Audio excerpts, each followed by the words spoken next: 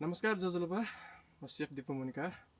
आज चाहिँ तपाईलाई अस्ति भने जस्तै आज चाहिँ मुलाको अचार कसरी बनाउने त्यो देखाउन जाँदैछु। यो चाहिँ मैले पखालेर ल्याइसक्यो, अलिअलि पानी भिजेछ हैन, त्यही भएर हल्का ड्राई गर्ने। माटोहरु छ भए चाहिँ निकाल्नुपर्छ, सब मजाले पखालेर हैन। त्यसपछि सरर एकचोटि जेले छ मजाले पुस्ने। त्यसपछि चाहिँ काट्न थाल्ने। अब टुप्पो सानो यो र यो चाहिँ अलिकति काटिदिनुपर्छ हैन। यो अलिकति काटिदिउँ। ल यसलाई चाहिँ अब कति लामो खाने हो त्यही अनुसार यसरी काट्ने हो।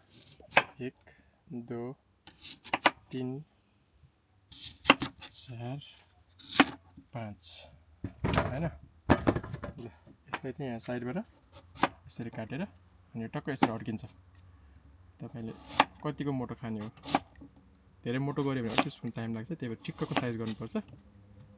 अनि मजाले काट्ने यसरी। ल यति भयो भने पुग्छ, धेरै दिन पनि सुकाइराख्नु पर्दैन। ल यसरी अब यो सबै काट्दिने। 2 दिन जति 3 दिन जति घाममा सुकाउनु पर्छ यो। ल यसरी राख्यो, यत्रो साइज भयो भने मजाले पुग्छ।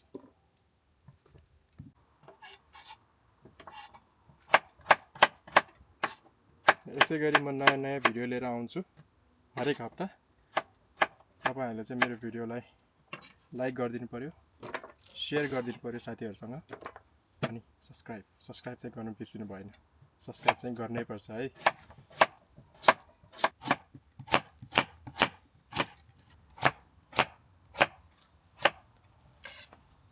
ल हाम्रो यो मुला काट्नु सक्यो। अब यसलाई चाहिँ अब म घाममा सुकाउँछु। त्यसपछि म तपाईलाई के हुन्छ देखाउँछु 2 दिनपछि। ल यहाँ हाम्रो मुला पनि सुकिसक्यो। म पहिला तपाईहरुलाई मुला कस्तो भयो देखाउँछु, त्यसपछि मुलामा के राख्न लाग्यो त्यो सबै देखाउँछु है त, हेरिहालौँ। यहाँ चाहिँ हाम्रो मुला सुकेर रेडी भएको छ र यसमा राख्नको लागि मैले यहाँ मेथी, सौंफ, राई, धनिया, जीरा, लसुन र 2 थरीको खुर्सानी लिएको छु। त्यसपछि चाहिँ मैले ग्यास अन गरेर सानो आगोमा अघि देखाएको सबै मरमसलाहरूलाई प्यानमा राखेर भुट्न थालेको छु। यसलाई चाहिँ सानो आगोमा भुट्नुपर्छ, नभए यो मसलाहरू छिट्टै नै डढ्ने गर्छ। 2 देखि 3 मिनेट जब यो मसलाहरू भुटेर तपाईहरुले यहाँ देख्न सक्नुहुन्छ मेथी, धनिया, जीराहरू अब यो पड्किन थाल्छ हैन, उक्लेर आउन थाल्छ, तब चाहिँ हामीले के सोच्नुपर्छ त भन्दाखेरि अब चाहिँ यो रेडी हुन लाग्यो। यसलाई चाहिँ अब 20 देखि 30 सेकेन्ड मात्र तताइ पुग्छ। अनि यो एउटा प्लेटमा छुट्टै सराउनको लागि हाल्नुपर्छ।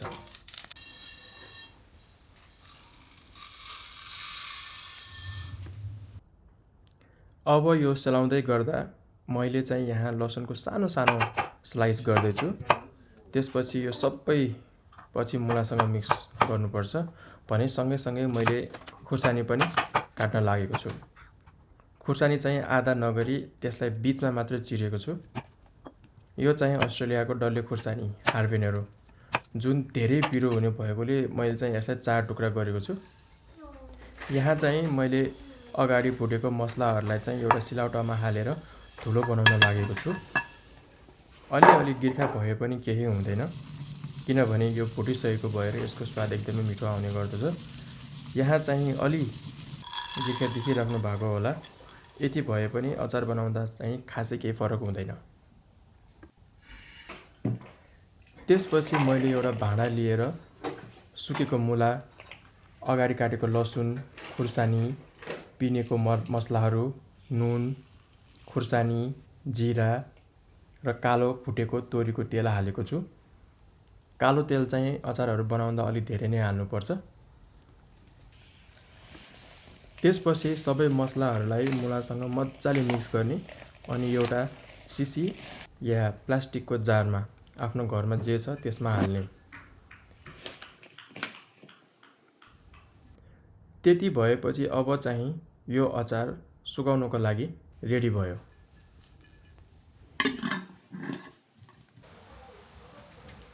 ल अब चाहिँ हामी यसलाई चट्ट घाम लागेको बेला यहाँ साइडमा राखिदिने 1-2 दिनमा त खानै हुँदैन तर मन छ भने चाहिँ खाए पनि हुन्छ है ल मलाई चाहिँ अलिकति काँचो काँचै मनपर्छ ल मुलाको भ्लग डन अब मेरो नेक्स्ट भिडियो छिटै आउँदैछ लाइक सेयर सब्सक्राइब चाहिँ गरिहाल्नु सबैजनाले अनि कमेन्ट्समा मलाई फिडब्याक दिनु पर्यो सबैजनाले थ्याङ्क यू सो मच आजको लागि यति नै